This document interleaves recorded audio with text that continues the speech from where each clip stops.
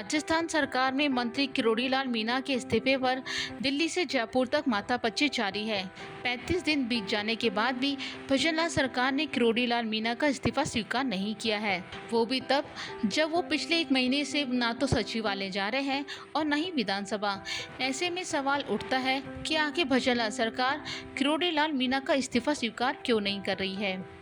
किरोड़ीलाल मीणा के मुताबिक मुख्यमंत्री से इस्तीफा स्वीकार नहीं किए जाने के बाद उन्होंने ईमेल के जरिए 25 जून को इस्तीफा भेजा था, लेकिन इसके बाद भी उनका इस्तीफा स्वीकार नहीं किया गया है।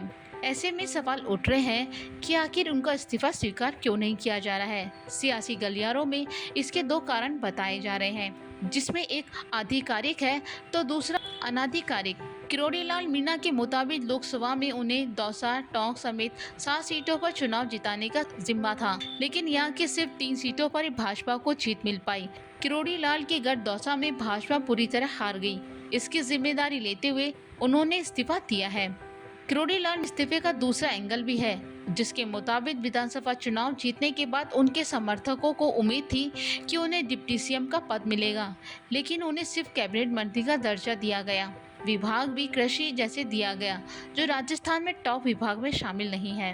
इसके अलावा कुछ ऐसे और कारण हैं जिनके चलते इनका इस्तीफा स्वीकार नहीं किया गया है।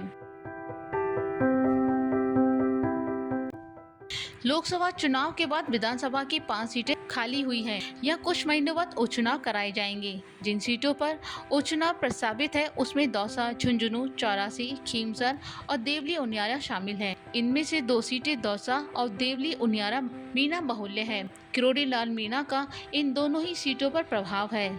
लोकसभा चुनाव में करारी शिकस्त मिलने के बाद भाजपा की कोशिश उपचुनाव के जरिए वापसी करने की है। ऐसे में उपचुनाव से पहले भाजपा सरकार मीणा का इस्तीफा का स्वीकार कर या कांग्रेस को वॉक ओवर नहीं देना चाहती। राजस्थान में किरोड़ीलाल मीणा को मुखर राजनेता माना जाता है। हाल ही में सरकार में रहने के दौरान उन्होंने विभाग से जुड़े 2 चिट्ठी लिखकर सरकार में हड़कंप मचा दिया था। कहा जा रहा है कि अगर उनका इस्तीफा स्वीकार कर लिया गया तो आने वाले दिनों में भजनलाल सरकार की और किरकिरी करा सकते हैं। मीणा गहलोत सरकार के वक्त रातों रात मुख्यमंत्री आवास को घेर देते थे। पूरे सरकार में सबसे ज्यादा सड़क पर लड़ते किरोड़ीलाल मीणा ही देखे गए थे। ऐसे में राजनीतिक तौर पर किरोड़ीलाल मीणा काफी मजबूत है। 2013 में जब वो नई पार्टी से चुनाव लड़े थे तो उनकी पार्टी को राजस्थान में 4 सीटों पर जीत मिली थी। इसके अलावा उनके 11 उम्मीदवार दूसरे स्थान पर रहे थे।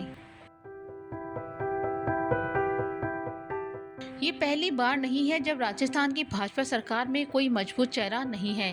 पिछली बार जब वसुंधरा राजे की सरकार बनी थी तो उस वक्त गुलाबचंद कटारिया, राजेंद्र राठौड़ जैसे दिग्गज नेता विधानसभा में सरकार के संकट मोचक थे, लेकिन इस बार किरोड़ीलाल को छोड़कर कोई भी फायर ब्रांड नेता और अनुभवी चेहरा नहीं है। दूसरी तरफ कांग्रेस में अशोक गहलोत, सचिन पायलट, हरीश चौधरी, गोविंद सिंह डोटासरा, शांति धारीवाल जैसे दिग्गज नेता सदन में हैं।